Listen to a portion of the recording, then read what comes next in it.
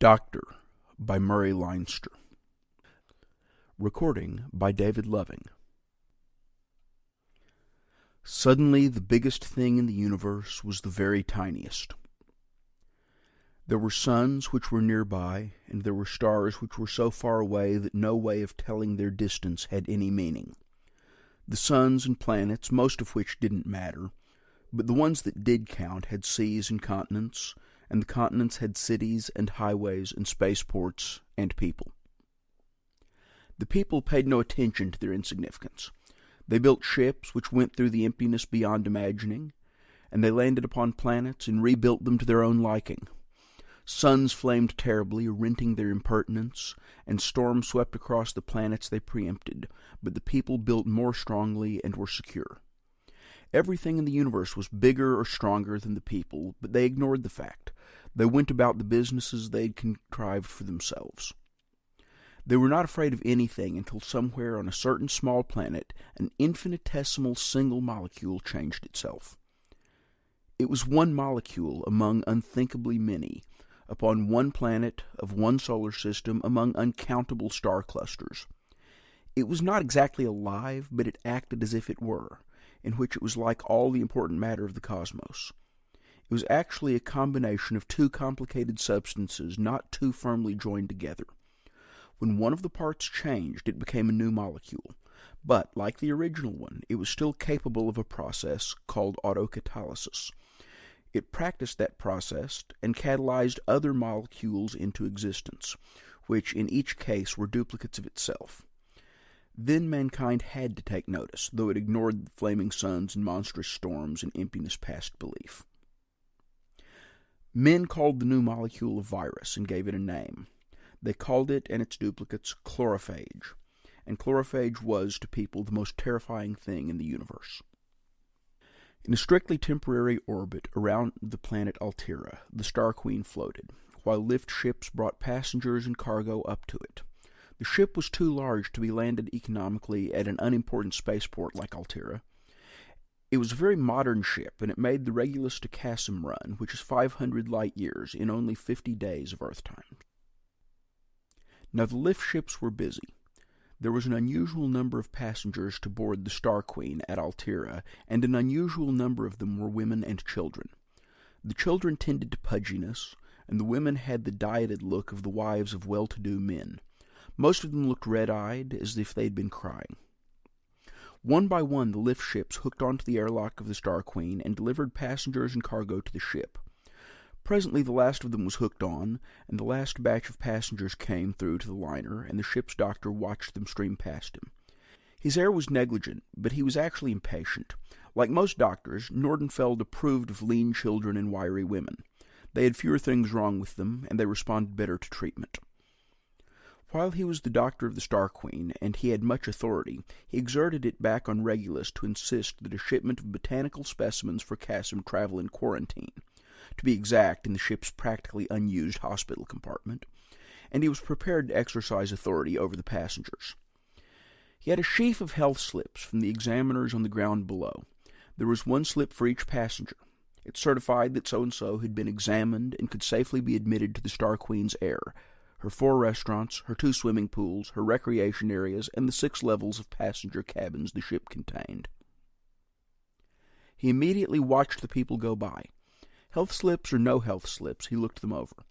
A characteristic gait or a typical complexion tint or even a certain lack of hair luster could tell him things that ground physicians might miss. In such a case, the passenger would go back down again. It was not desirable to have deaths on a liner in space. Of course, nobody was ever refused passage because of chlorophages. If it were ever discovered, the discovery would already be too late. But the health regulations for space travel were very, very strict. He looked twice at a young woman as she passed. Despite applied complexion, there was a trace of waxiness in her skin. Nordenfeld had never actually seen a case of chlorophages. No doctor alive ever had. The best authorities were those who'd been in patrol ships during the quarantine of Cameron, when chlorophages was loose on that planet. They'd seen beamed-up pictures of patients, but not patients themselves. The patrol ships stayed in orbit while the planet died. Most doctors, and Nordenfeld was among them, had only seen pictures of the screens which showed the patients. He looked sharply at the young woman. Then he glanced at her hands. They were normal. The young woman went on, unaware that for the fraction of an instant there had been the possibility of the landing of the Star Queen on Altera, and the destruction of her space drive, and the establishment of a quarantine which, if justified, would mean that nobody could ever leave Altera again, but must wait there to die, which would not be a long wait. A fat man puffed past. The gravity in Altera was some 5% under ship normal, and he felt the difference at once. But the veins at his temples were ungorged. Nordenfeld let him go by. There appeared a white-haired, space-tanned man with a briefcase under his arm. He saw Nordenfeld and lifted a hand in greeting. The doctor knew him. He stepped aside for the passengers and stood there. His name was Jensen, and he represented a fund which invested the surplus money of insurance companies. He traveled a great deal to check on the business interests of that organization. The doctor grunted. "What are you doing here? I thought you'd be on the far side of the cluster." "Oh, I get about," said Jensen. His manner was not quite normal. He was tense. "I got here 2 weeks ago on a Q&C tramp from Regulus. We were a shipload of salt meat. There's romance for you. Salt meat by the space shipload." The doctor grunted again. All sorts of things move through space, naturally. The Star Queen carried a botanical collection for a museum, and pig beryllium, and furs, and enzymes, and a list of items no man could remember. He watched the passengers go by, automatically counting them against the number of health slips in his hand. "Lots of passengers this trip," said Jensen. "Yes," said the doctor, watching a man with a limp. "Why?" Jensen shrugged and did not answer. He was uneasy, the doctor noted. He and Jensen were as much alike as two men could very well be, but Jensen was good company. A ship's doctor does not have much congenial society. The file of passengers ended abruptly. There was no one in the Star Queen's airlock, but the connected lights still burned, and the doctor could look through into the small lift ship from the planet down below. He frowned. He fingered the sheaf of papers. "Unless I missed count," he said annoyedly, "there's supposed to be one more passenger. I don't see—" A door opened far back in the lift ship. A small figure appeared. It was a little girl, perhaps 10 years old. She was very neatly dressed, though not quite the way a mother would have done it. She wore the carefully composed expression of a child with no adult in charge of her. She walked precisely from the lift ship into the Star Queen's lock. The opening closed briskly behind her. There was the rumbling of seals making themselves tight. The lights flickered for "disconnect," then "all clear." They went out, and the lift ship had pulled away from the Star Queen. "There's my missing passenger," said the doctor. The child looked soberly about. She saw him. "Excuse me," she said very politely. "Is this the way I'm supposed to go?" "Through the door," said the doctor gruffly. "Thank you," said the little girl. She followed his direction. She vanished through the door. It closed. There came a deep droning sound, which was the interplanetary drive of the Star Queen, building up that directional stress in space which had seemed such a triumph when it was first contrived. The ship swung gently. It would be turning out from orbit around Altera. It swung again. The doctor knew that its astrogators were feeling for the incredibly exact pointing of its nose toward the next port, which modern commercial ship operation required. An error of fractional seconds of arc would mean valuable time lost in making port some 10 light-years of distance away. The drive droned and droned, building up velocity while the ship's aiming was refined and re-refined. The drive cut off abruptly. Jensen turned white. The doctor said impatiently, "There's nothing wrong. Probably a message or a report should have been beamed down to the planet and somebody forgot. We'll go on in a minute." But Jensen stood frozen. He was very pale. The interplanetary drive stayed off. 30 seconds. A minute. Jensen swallowed audibly. 2 minutes. 3. The steady, monotonous drone began again. It continued interminably, as if while off the ship's head had swung wide off its destination, and the whole business of lining up for a jump in overdrive had to be done all over again. Then there came that ping, and the sensation of spiral fall, which meant overdrive. The droning ceased. Jensen breathed again. The ship's doctor looked at him sharply. Jensen had been taut. Now the tensions had left his body, but he looked as if he were going to shiver. Instead, he mopped his suddenly streaming forehead. "I think," said Jensen in a strange voice, "that I'll have a drink, or several. Will you join me?" Nordenfeld searched his face. The ship's doctor had many duties in space. Passengers can have many things wrong with them, and in the absolute isolation of overdrive, they can be remarkably affected by each other. "I'll be at the fourth-level bar in 20 minutes, said Nordenfeld. "Can you wait that long?" "I probably won't wait to have a drink," said Jensen, "but I'll be there." The doctor nodded curtly. He went away. He made no guesses, though he just observed the new passengers carefully and was fully aware of the strict health regulations that affect space travel. As a physician, he knew that the most deadly thing in the universe was chlorophagy, and that the planet Cameron was only one star system away. It had been a stop for the Star Queen until 4 years ago. He puzzled over Jensen's tenseness and the relief he'd displayed when the overdrive field came on, but he didn't guess. Chlorophagy didn't enter his mind. Not until later. He saw the little girl who'd come out of the airlock last of all the passengers. She sat on a sofa as if someone had told her to wait there until something or other was arranged. Dr. Nordenfeld barely glanced at her. He'd known Jensen for a considerable time. Jensen had been a passenger on the Star Queen half a dozen times. He shouldn't have been upset by the temporary stoppage of an interplanetary drive. Nordenfeld divided people into two classes, those who were not and those who were worth talking to. There weren't many of the latter. Jensen was. He filed away the health slips. Then, thinking of Jensen's pallor, he asked what had happened to make the Star Queen interrupt her slow-speed drive away from orbit around Altera. The purser told him, but the purser was fussily concerned because there were so many extra passengers from Altera. He might not be able to take on the expected number of passengers at the next stopover point. It would be bad business to have to refuse passengers. It would give the space line a bad name.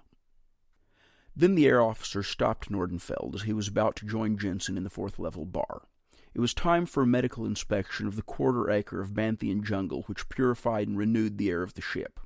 Nordenfeld was expected to check the complex ecological system of the air room. Specifically, he was expected to look for and identify any patches of colorlessness appearing on the foliage of the jungle plants the Star Queen carried through space. The air officer was discreet, and Nordenfeld was silent about the ultimate reason for the inspection. Nobody liked to think about it, but if a particular kind of bleaching appeared, as if the chlorophyll of the leaves were being devoured by something too small to be seen by an optical microscope, why, that would be chlorophagy. It would also be a death sentence for the Star Queen and everybody in her. But the jungle passed medical inspection. The plants grew lushly in soil, which periodically was flushed with hydroponic solution, then drained away again. The UV lamps were properly distributed, and the different quarters of the air room were alternately lighted and darkened. And there were no colorless patches. A steady wind blew through the air room and had its excess moisture and unpleasing smells wrung out before it recirculated through the ship. Dr. Nordenfeld authorized the trimming of some liana-like growths which were developing woody tissue at the expense of leaves. The air officer also told him about the reason for the turning off of the interplanetary drive. He considered it a very curious happening. The doctor left the air room and passed the place where the little girl, the last passenger to board the Star Queen, waited patiently for somebody to arrange something. Dr. Nordenfeld took a lift to the fourth level and went into the bar where Jensen should be waiting. He was. He had an empty glass before him. Nordenfeld sat down and dialed for a drink. He had an indefinite feeling that something was wrong, but he couldn't put his finger on it. There are always things going wrong for a ship's doctor, though. There are so many demands on his patients that he's usually short of it. Jensen watched him sip at his drink. "A bad day?" he asked. He'd gotten over his own tension. Nordenfeld shrugged, but his scowl deepened. "There are a lot of new passengers."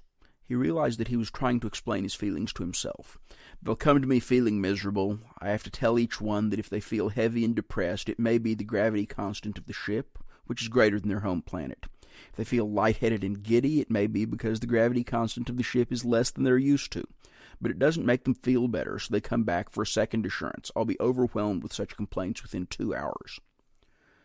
Jensen waited. Then he said casually, too casually, "Does anybody ever suspect chlorophagy?" "No," said Nordenfeld shortly. Jensen fidgeted. He sipped. Then he said, "What's the news from Cameron, anyhow?" "There isn't any," said Nordenfeld. "Naturally, why ask?" "I just wondered," said Jensen, after a moment. "What was the last news? "There hasn't been a message from Cameron in 2 years," said Nordenfeld curtly.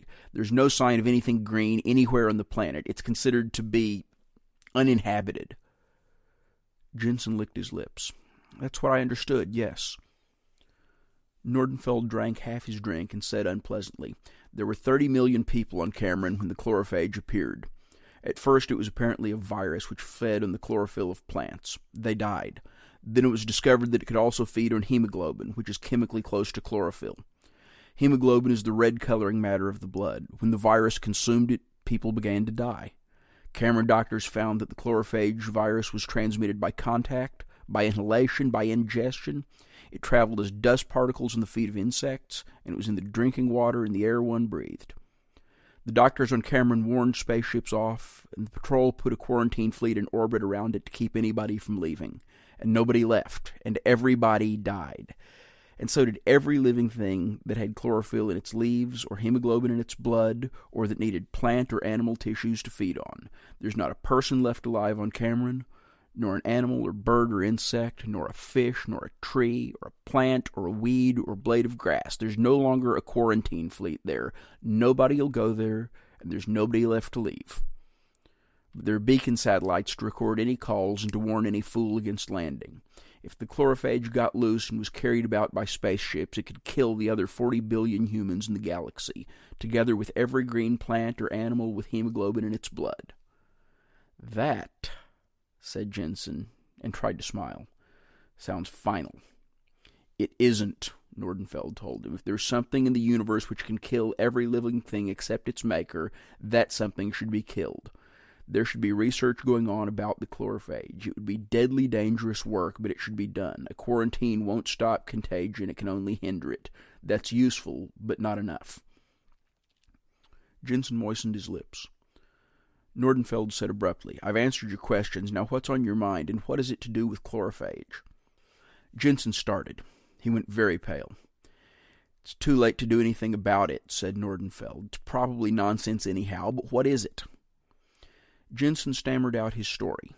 It explained why there were so many passengers for the Star Queen. It even explained his departure from Altera. But it was only a rumor, the kind of rumor that starts up untraceably and can never be verified. This one was officially denied by the Alteran planetary government, but it was widely believed by the sort of people who usually were well informed. Those who could sent their families up to the Star Queen, and that was why Jensen had been tense and worried until the liner had actually left Altera behind. Then he felt safe. Nordenfeld's jaw set as Jensen told his tale.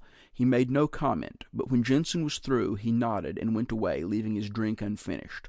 Jensen couldn't see his face. It was hard as granite.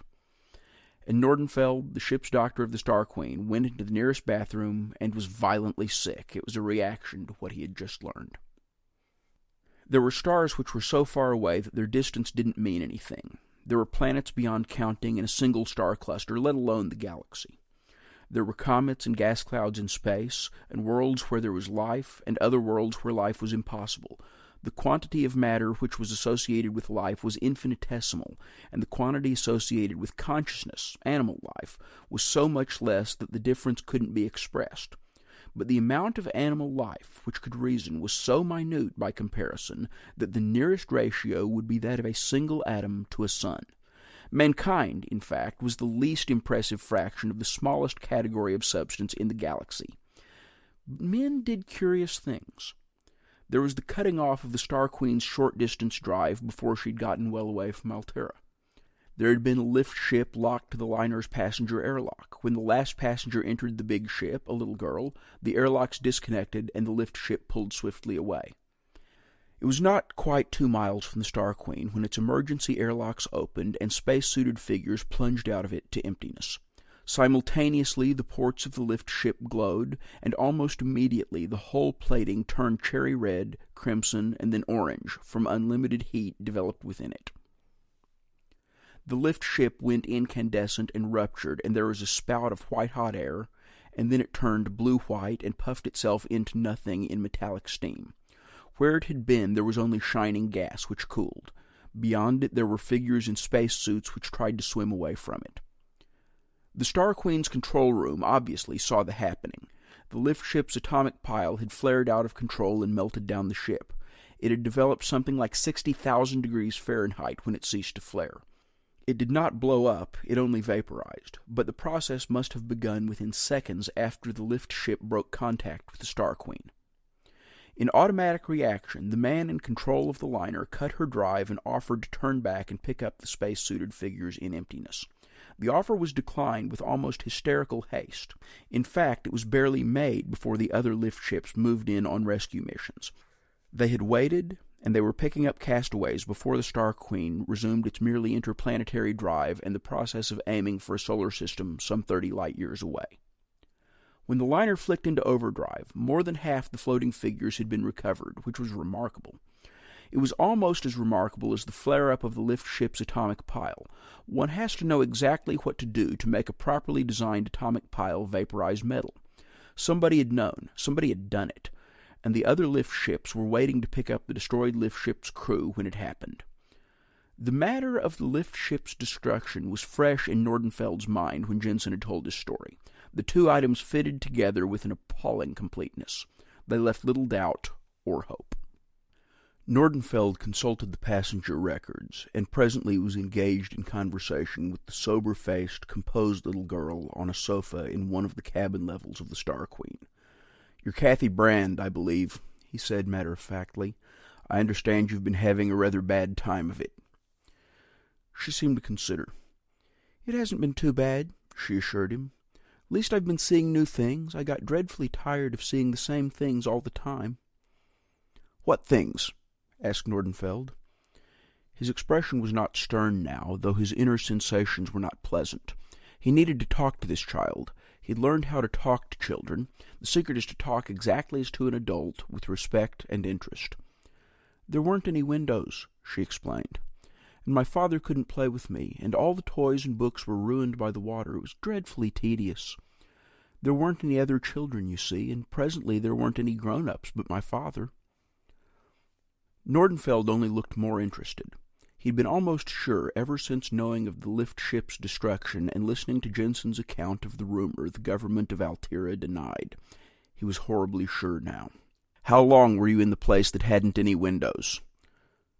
"Oh, dreadfully long," she said. "Since I was only 6 years old, almost half my life." She smiled brightly at him. "I remember looking out of windows and even playing out of doors, but my father and mother said I had to live in this place. My father talked to me often and often. He was very nice, but he had to wear that funny suit and keep the glass over his face because he didn't live in the room. The glass was because he went under the water, you know." Nordenfeld asked carefully, conversational-sounding questions. Kathy Brand, now aged 10, had been taken by her father to live in a big room without any windows. It hadn't any doors either. There were plants in it, and there were bluish lights to shine on the plants, and there was a place in one corner where there was water. When her father came in to talk to her, he came up out of the water wearing the funny suit with glass over his face. He went out the same way. There was a place in the wall where she could look out into another room, and at first her mother used to come and smile at her through the glass, and she talked into something she held in her hand, and her voice came inside. But later she stopped coming. There was only one possible kind of place which would answer Kathy's description. When she was 6 years old, she had been put into some university's aseptic environment room, and she had stayed there. Such rooms were designed for biological research. They were built and then made sterile of all bacterial life, and afterward entered through a tank of antiseptic. Anyone who entered wore a suit which was made germ-free by its passage through the antiseptic, and he did not breathe the air of the aseptic room, but air which was supplied him through a hose, the exhaled air hose also passing under the antiseptic outside. No germ or microbe or virus could possibly get into such a room without being bathed in corrosive fluid which would kill it. So long as there was someone alive outside to take care of her, a little girl could live there and defy even chlorophage. And Kathy Brand had done it. But, on the other hand, Cameron was the only planet where it would be necessary, and it was the only world from which a father would land his small daughter on another planet's spaceport. There was no doubt. Nordenfeld grimly imagined someone, he would have had to be a microbiologist even to attempt it, fighting to survive and defeat the chlorophage while he kept his little girl in an aseptic environment room. She explained quite pleasantly as Nordenfeld asked more questions. There had been other people besides her father, but for a long time there had only been him, and Nordenfeld computed that somehow she had been kept alive on the dead planet Cameron for 4 long years. Recently, though, very recently, her father told her that they were leaving. Wearing his funny antiseptic-wetted suit, he'd enclosed her in a plastic bag with a tank attached to it. Air flowed from the tank into the bag and out through a hose that was all wetted inside. She breathed quite comfortably. It made sense. An air tank could be heated and its contents sterilized to supply germ-free or virus-free air. And Kathy's father took an axe and chopped away a wall of the room. He picked her up, still inside the plastic bag, and carried her out. There was nobody about. There was no grass. There were no trees. Nothing moved. Here Kathy's account was vague, but Nordenfeld could guess at the strangeness of a dead planet to the child who barely remembered anything but the walls of an aseptic environment room. Her father carried her to a little ship, said Kathy, and they talked a lot after the ship took off. He told her that he was taking her to a place where she could run about the outdoors and play, but he had to go somewhere else. He did mysterious things which to Nordenfeld meant a most scrupulous decontamination of a small spaceship's interior and its airlock. Its outer surface would reach a temperature at which no organic material could remain uncooked. And finally, said Kathy, her father had opened a door and told her to step out and goodbye. And she did, and the ship went away, her father still wearing his funny suit, and people came and asked her questions she did not understand. Kathy's narrative fitted perfectly into the rumor Jensen said circulated among the usually well-informed people on Altera. They believed, said Jensen, that a small spaceship had appeared in the sky above Altera's spaceport. It ignored all calls, landed swiftly, opened an airlock and let someone out, and plunged for the sky again. And the story said that radar telescopes immediately searched for and found the ship in space. They trailed it, calling vainly for it to identify itself, while it drove at top speed for Altera's sun. It reached the sun and dived in. Nordenfeld reached the skipper on intercom vision phone. Jensen had been called there to repeat his tale to the skipper. "I've talked to the child," said Nordenfeld grimly, "and I'm putting her into isolation quarters in the hospital compartment. She's from Cameron. She was kept in an aseptic environment room at some university or other. She says her father looked after her. I get an impression of a last-ditch fight by microbiologists against the chlorophages. They lost it. Apparently her father landed her on Altera and dived into the sun. From her story, he took every possible precaution to keep her from contagion or carrying contagion with her to Altera. Maybe he succeeded. There's no way to tell yet." The skipper listened in silence. Jensen said thinly, "Then the story about the landing was true." "Yes, the authorities isolated her and shipped her off on the Star Queen. Your well-informed friends, Jensen, didn't know what their government was going to do." Nordenfeld paused and said more coldly still, "They didn't handle it right.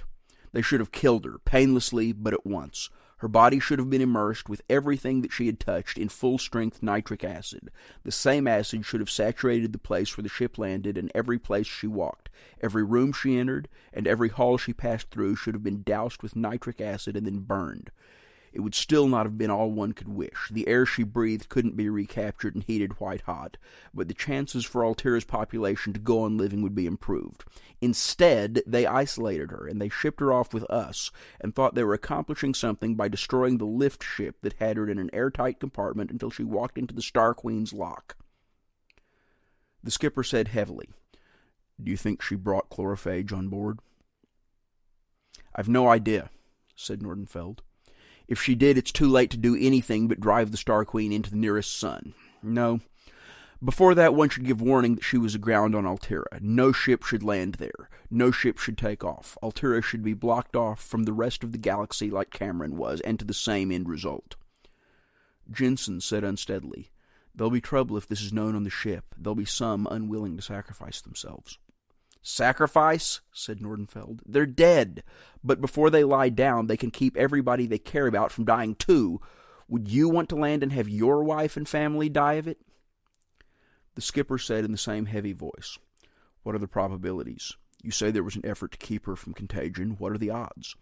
"Bad," said Nordenfeld. "The man tried, for the child's sake, but I doubt he managed to make a completely aseptic transfer from the room she lived in to the spaceport on Altera. The authorities on Altera should have known it. They should have killed her and destroyed everything she'd touched, and still the odds would have been bad." Jensen said, "But you can't do that, Nordenfeld, not now." "I shall take every measure that seems likely to be useful." Then Nordenfeld snapped, "Damnation, man, do you realize that this chlorophage can wipe out the human race if it really gets loose? Do you think I'll let sentiment keep me from doing what has to be done?" He flicked off the vision phone. The Star Queen came out of overdrive. Her skipper arranged it to be done at the time when the largest possible number of her passengers and crew would be asleep. Those who were awake, of course, felt the peculiar inaudible sensation which one subjectively translated into sound. They felt the momentary giddiness which, having no natural parallel, feels like the sensation of treading on a stair-step that isn't there, combined with a twisting sensation, so it's like a spiral fall. The passengers who were awake were mostly in the bars, and the bartenders explained that the ship had shifted overdrive generators and there was nothing to it. Those who were asleep started awake, but there was nothing in their surroundings to cause alarm. Some blinked in the darkness of their cabins and perhaps turned on the cabin lights, but everything seemed normal. They turned off the lights again. Some babies cried and had to be soothed, but there was nothing except wakening to alarm anybody. Babies went back to sleep, and mothers returned to their beds, and such awakenings being customary, went back to sleep also. It was natural enough. There were vague and commonplace noises, together making an indefinite hum. Fans circulated the ship's purified and reinvigorated air. Service motors turned in remote parts of the hull. Cooks and bakers moved about in the kitchens. Nobody could tell by any physical sensation that the Star Queen was not in overdrive except in the control room. There the stars could be seen. They were unthinkably remote. The ship was light years from any place where humans lived. She did not drive. Her skipper had a family on Cassim. He would not land a plague ship which might destroy them. The executive officer had a small son. If his return meant that small son's death as well as his own, he would not return. All through the ship, the officers who had to know the situation recognized that if chlorophage had gotten into the Star Queen, the ship must not land anywhere. Nobody could survive. Nobody must attempt it. So the huge liner hung in the emptiness between stars, waiting until it could be known definitely that chlorophage was aboard, or that with absolute certainty it was absent. The question was up to Dr. Nordenfeld. He had isolated himself with Kathy in the ship's hospital compartment. Since the ship was built, it had been used once by a grown man who developed mumps, and once by an adolescent boy who developed a raging fever which antibiotics stopped. Health measures for space travel were strict. The hospital compartment had only been used those 2 times. On this voyage, it had been used to contain an assortment of botanical specimens from a planet 70 light-years beyond Regulus. They were on their way to the Botanical Research Laboratory on Cassim. As a routine precaution, they had been placed in the hospital, which could be fumigated when they were taken out. Now the doctor had piled them in on one side of the compartment, which he had divided in half with a transparent plastic sheet. He stayed in that side. Kathy occupied the other. She had some flowering plants to look at and admire. They'd come from the air room, and she was delighted with their coloring and beauty. But Dr. Nordenfeld had put them there as a continuing test for chlorophage. If Kathy carried that murderous virus on her person, the flowering plants would die of it, probably even before she did. It was a scrupulously scientific test for the deadly stuff. Completely sealed off, except for a circulator to freshen the air she breathed, Kathy was settled with toys and picture books. It was an improvised but well-designed germ-proof room. The air for Kathy to breathe was sterilized before it reached her. The air she had breathed was sterilized as it left her plastic-sided residence. It should be the perfection of protection for the ship, if it was not already too late. The vision phone buzzed. Dr. Nordenfeld stirred in his chair and flipped the switch. The Star Queen's skipper looked at him out of the screen. "I've cut the overdrive," said the skipper. "The passengers haven't been told." "Very sensible," said the doctor. "When will we know?" "That we can go on living when the other possibility is exhausted." "Then how will we know?" asked the skipper stonily. Dr. Nordenfeld ticked off the possibilities. He bent down a finger. 1. Her father took great pains. Maybe he did manage an aseptic transfer from a germ-free room to Altera. Kathy may not have been exposed to the chlorophage. If she hasn't, no bleached spots will show up on the air room foliage, or among the flowering plants in the room with her. No one in the crew or among the passengers will die. He bent down a second finger. It's probably more likely that white spots will appear in the plant, in the air room, and here, and people will start to die. That will mean Kathy brought contagion here the instant she arrived, and almost certainly that Altera will become like Cameroon, uninhabited. In such a case, we're finished. He bent down a third finger. "Not so likely, but preferable. White spots may appear on the foliage inside the plastic with Kathy, but not in the ship's air room. In that case, she was exposed, but the virus was incubating when she came on board, and only developed and spread after she was isolated. Possibly, in such a case, we can save the passengers and crew, but the ship will probably have to be melted down in space. It would be tricky, but it might be done." The skipper hesitated.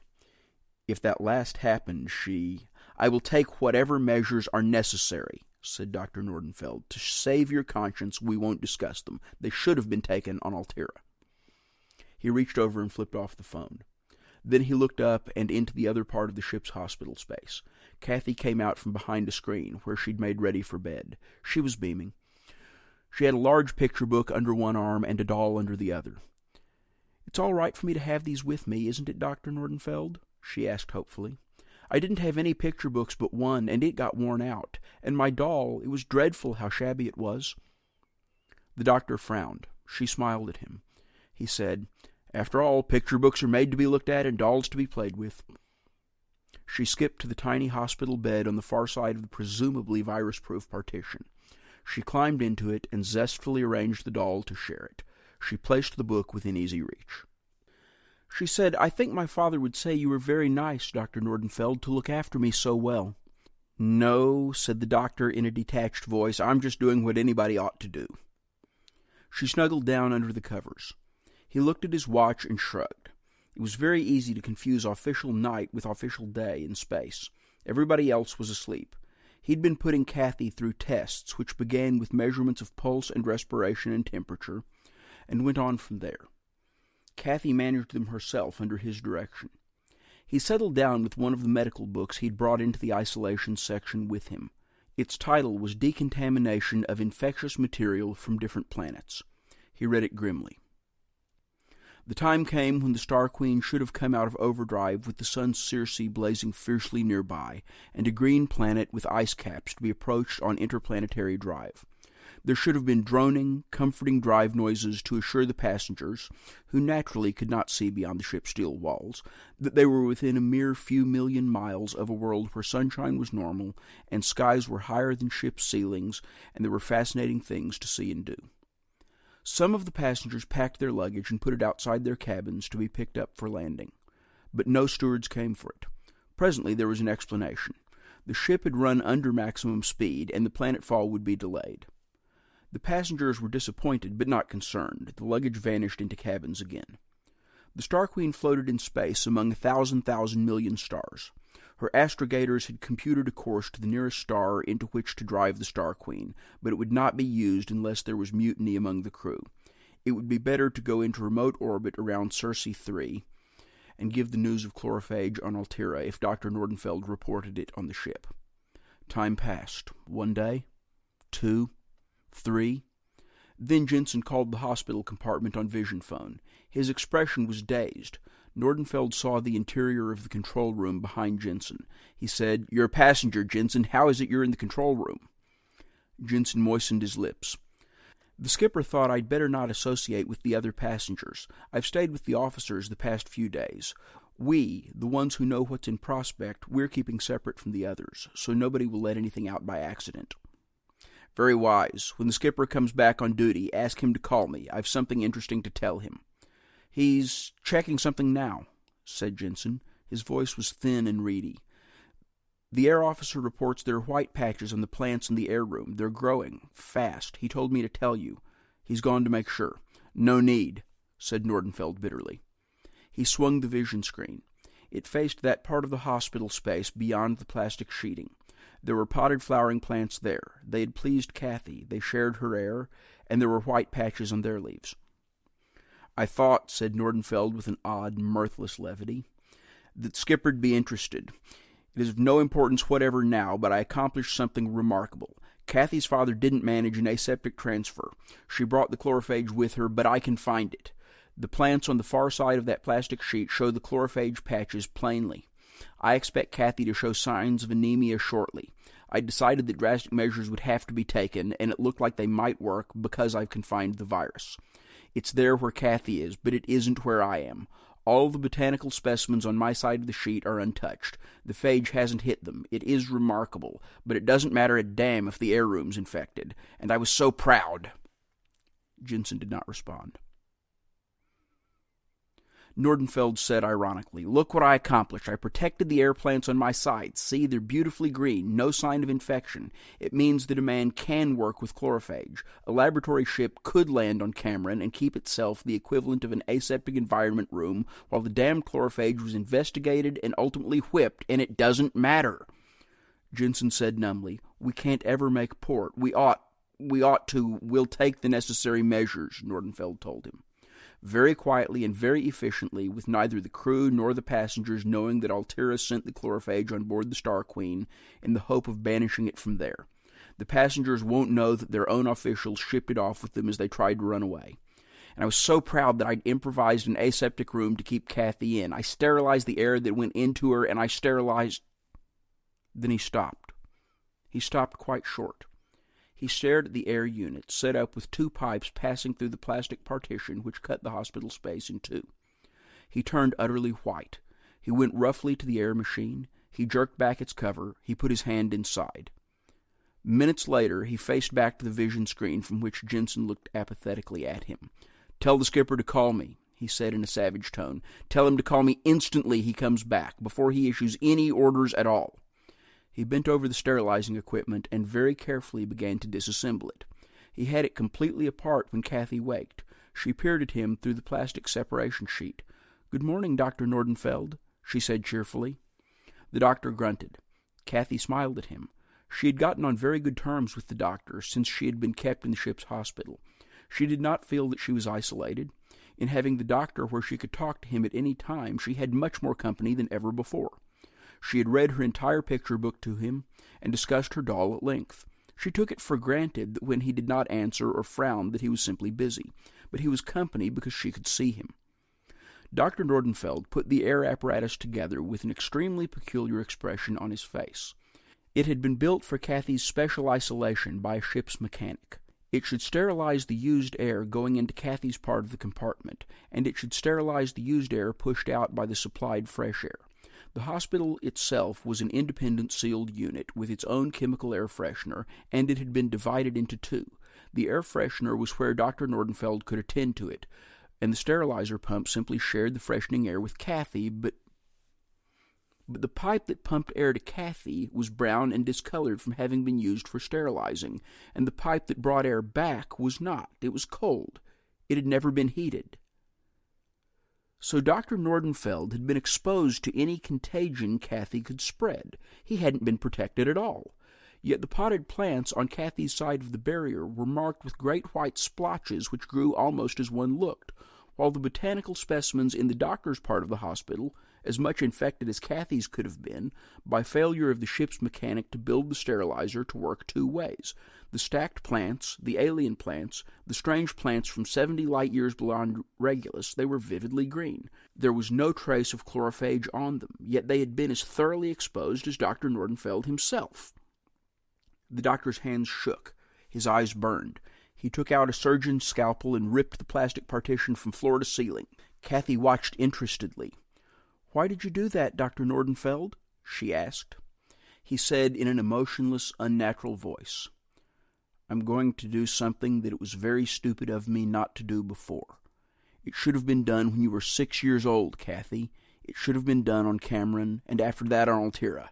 Now we're going to do it here. You can help me." The Star Queen had floated out of overdrive long enough to throw all distance computations off, but she swung about and swam back, and presently she was not too far from the world where she was now many days overdue. Lift ships started up from the planet's surface, but the Star Queen ordered them back. "Get your spaceport health officer on the vision phone," ordered the Star Queen's skipper. "We've had chlorophage on board." There was panic. Even at a distance of 100,000 miles, chlorophage could strike stark terror into anybody. But presently the image of the spaceport health officer appeared on the Star Queen's screen. "We're not landing," said Dr. Nordenfeld. "There's almost certainly an outbreak of chlorophage on Altera, and we're going back to do something about it. It got our ship with passengers from there. We've whipped it, but we may need some help." The image of the health officer aground was a mask of horror for seconds after Nordenfeld's last statement.